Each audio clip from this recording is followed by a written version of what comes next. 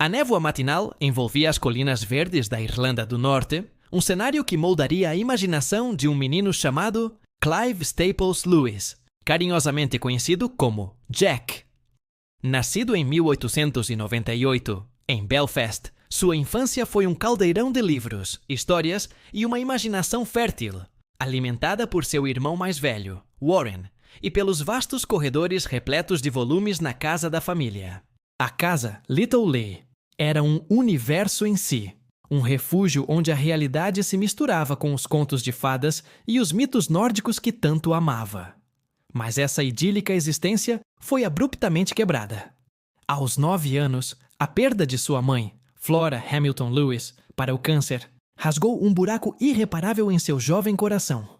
A dor, crua e avassaladora, foi o primeiro golpe que o afastou da fé infantil que havia abraçado. O Deus que permitira tal sofrimento parecia distante, cruel ou inexistente. A partir daquele momento, Jack mergulhou em um ateísmo intelectual, uma convicção que ele defenderia com a mesma paixão com que mais tarde defenderia o cristianismo. Os anos seguintes foram marcados por internatos, experiências que ele descreveria como infernais, e uma busca incessante por conhecimento e verdade, ainda que essa verdade fosse a ausência de Deus. Em Malvern College, e depois sob a tutela de W. T. Kirkpatrick, um tutor brilhante mas rigoroso, Lewis aprimorou sua mente, devorando clássicos, filosofia e literatura. Sua inteligência era afiada, sua capacidade de argumentação formidável. Ele se via como um racionalista convicto, um cético que desmantelava qualquer vestígio de crença religiosa com lógica implacável. A Primeira Guerra Mundial o levou para as trincheiras da França. Uma experiência brutal que apenas solidificou sua visão sombria da existência e da futilidade da vida humana. Ferido em combate, ele retornou à Inglaterra, um veterano marcado, mas com a mente ainda mais aguçada. Foi em Oxford, onde se tornou um tutor, e depois professor de literatura medieval e renascentista, que a fortaleza de seu ateísmo começou a ruir. O ambiente acadêmico, vibrante e desafiador, o colocou em contato com mentes brilhantes, mas foi a amizade com J.R.R. Tolkien, o criador da Terra-média, e Hugo Dyson, que plantou as sementes da dúvida em seu ceticismo. Tolkien, um católico devoto, e Dyson, um anglicano, não apenas debatiam com Lewis, mas viviam suas convicções de uma forma que o intrigava. Eles apresentavam o cristianismo não como uma coleção de dogmas áridos, mas como o mito verdadeiro, a história que englobava e dava sentido a todos os outros mitos que Lewis tanto amava. A conversa noturna de 1931, no Magdalen College, sob a luz da lua, foi o ponto de virada. Tolkien e Dyson argumentaram que os mitos pagãos eram mentiras respirando através de prata, mas o cristianismo era o mito que se tornou fato. A ressurreição de Cristo não era apenas uma história bonita, mas o evento central da história humana, a verdade que dava coerência a toda a realidade. Lewis resistiu, sua mente lógica lutando contra a rendição. Ele via a fé como um conto de fadas para adultos, uma fuga da dura realidade. Mas a pressão intelectual e espiritual de seus amigos, combinada com uma crescente sensação de que a alegria que ele buscava em sua vida, a alegria surpreendida, que ele descreveria mais tarde só poderia ser encontrada em Deus, começou a desmantelar suas defesas. Ele se sentia como um homem que, por anos, havia se esforçado para manter uma porta fechada, apenas para descobrir que a porta estava se abrindo por si mesma, impulsionada por uma força irresistível. Em 1929, ele admitiu a existência de Deus, tornando-se um teísta. Mas a figura de Cristo ainda era um obstáculo. Como um Deus poderia se tornar homem? Como um homem poderia ressuscitar dos mortos? A lógica parecia falhar. No entanto, a lógica também o levava a um beco sem saída. Se o universo era tão complexo e ordenado, se a moralidade era uma realidade universal, de onde vinham essas coisas? Apenas um criador inteligente e moral poderia explicá-las. A ideia de que Jesus era Senhor, louco ou mentiroso, uma trilema que ele popularizaria em mero cristianismo, o assombrava. Se Jesus não era Deus, então ele era um lunático ou um impostor. Mas a vida, os ensinamentos e o impacto de Jesus na história eram grandes demais para serem atribuídos a um louco ou a um mentiroso. A única conclusão lógica, por mais paradoxal que parecesse, era que Jesus era quem dizia ser, o Filho de Deus. Em 1931, em um ônibus de 2 andares a caminho do zoológico de Whipsnade, Lewis finalmente se rendeu. Ele descreveu o momento como o mais relutante e desanimado convertido de toda a Inglaterra. Não houve êxtase, mas uma sensação de que a verdade o havia alcançado, quer ele quisesse ou não. Ele havia sido surpreendido pela alegria que ele buscava em sua vida, uma alegria que só poderia ser encontrada em Deus. A partir daquele dia, sua vida e sua obra seriam dedicadas a explorar e defender essa fé recém-descoberta. Sua conversão não o transformou em um místico isolado, mas em um apologista apaixonado e um contador de histórias incomparável. Em Oxford e, mais tarde, em Cambridge, Lewis se tornou uma figura proeminente, não apenas por sua erudição, mas por sua capacidade de comunicar verdades profundas de forma acessível. Durante a Segunda Guerra Mundial, suas transmissões de rádio para a BBC, que mais tarde se tornariam o livro Mero Cristianismo, alcançaram milhões de ouvintes, oferecendo esperança e razão em um mundo dilacerado pela guerra.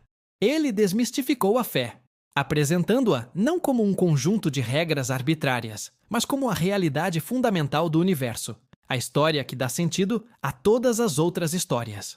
Ele argumentava que o cristianismo não era apenas uma religião entre muitas, mas a verdade que se tornou mito, a história que se encaixava perfeitamente com os anseios mais profundos da alma humana. Suas obras apologéticas, como O Problema do Sofrimento e Cartas do Inferno, exploravam as questões mais difíceis da fé com honestidade intelectual e compaixão. Em O Problema do Sofrimento, ele confrontava a questão de como um Deus bom e todo-poderoso pode permitir o mal e a dor, oferecendo uma perspectiva que reconhecia a realidade do sofrimento, mas apontava para um propósito maior e para a esperança da redenção. Em Cartas do Inferno, ele usava a sátira e a perspectiva de um demônio sênior, aconselhando um júnior para expor as sutilezas do pecado e as armadilhas da vida moderna, revelando a astúcia do inimigo e a fragilidade da natureza humana. Mas foi com As Crônicas de Nárnia que Lewis alcançou um público ainda maior, especialmente crianças e jovens.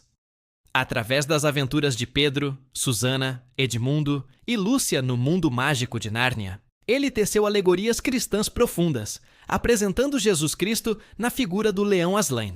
Nárnia não era apenas um conto de fadas, era um convite à imaginação cristã, uma forma de contornar as defesas intelectuais e emocionais que muitas vezes impedem as pessoas de considerar a fé. Aslan, o leão que é bom, mas não manso, que morre para salvar um pecador e ressuscita em glória, tornou-se um ícone da graça e do sacrifício de Cristo. Lewis acreditava que a imaginação era um caminho para a verdade, uma forma de experimentar a realidade espiritual, antes mesmo de a mente racional a compreender plenamente. A vida pessoal de Lewis, embora muitas vezes reservada, também foi marcada por uma profunda experiência de amor e perda. Em seus 50 anos, ele conheceu Joy Davidman Gresham, uma escritora americana, ex-comunista e judia convertida ao cristianismo, que se tornou sua esposa. O relacionamento deles, que começou como uma amizade intelectual e evoluiu para um amor profundo e inesperado, foi uma fonte de imensa alegria para Lewis. Joy, com sua inteligência afiada e seu espírito vibrante, desafiou Lewis e o amou de uma forma que ele nunca havia experimentado. No entanto, a felicidade foi breve. Joy foi diagnosticada com câncer ósseo terminal, a luta dela contra a doença, a esperança de uma remissão e, finalmente, sua morte, mergulharam Lewis em um luto profundo e doloroso. Essa experiência de perda, que ele descreveu em A Anatomia de uma Dor, foi um teste severo para sua fé. Ele questionou a bondade de Deus, a realidade do céu e o propósito do sofrimento. Suas palavras, cruas e honestas, ressoaram com muitos que haviam enfrentado a perda, mostrando que a fé não é a ausência de dúvida ou dor, mas a capacidade de perseverar através delas. Ele se perguntava onde estava Deus em sua dor, e a resposta que encontrou não foi uma explicação fácil, mas uma presença silenciosa e sustentadora. A dor, ele percebeu, não negava a existência de Deus, mas revelava a profundidade do amor e a necessidade da graça. C.S. Lewis faleceu em 22 de novembro de 1963, no mesmo dia do assassinato de John F. Kennedy e da morte de Aldous Huxley, um evento que ofuscou sua partida na mídia. Mas seu legado, ao contrário das manchetes daquele dia, perdurou e cresceu exponencialmente. Ele deixou para trás um corpo de trabalho que continua a inspirar e desafiar milhões de pessoas em todo o mundo. Sua capacidade de combinar rigor intelectual com uma imaginação vívida, de defender a fé com lógica e beleza, o tornou um dos apologistas cristãos mais influentes do século XX. Lewis nos ensinou que a fé não é um salto cego no escuro, mas um passo racional em direção à luz. Ele nos mostrou que a imaginação não é uma fuga da realidade, mas um caminho para compreendê-la mais profundamente. Ele nos lembrou que o cristianismo não é uma religião de regras e proibições, mas uma história de graça, redenção e uma alegria que surpreende. Sua vida, de ateu cético a defensor apaixonado da fé, é um testemunho do poder transformador da verdade e da busca incessante pela alegria que só pode ser encontrada em Deus. Ele nos convida a olhar para o mundo com olhos abertos, a questionar com honestidade e a abraçar a fé com coragem, sabendo que, no final, a maior de todas as histórias é a mais verdadeira de todas. Seu surpreendente cristianismo continua a ecoar, convidando cada um de nós a descobrir a alegria que nos espera na verdade. Sua obra é um farol para aqueles que buscam sentido em um mundo complexo, um lembrete de que a razão e a fé não são inimigas, mas aliadas na busca pela verdade última. Ele nos deixou um legado de imaginação, lógica e uma fé que resiste às tempestades da vida e da dúvida, apontando sempre para a esperança eterna.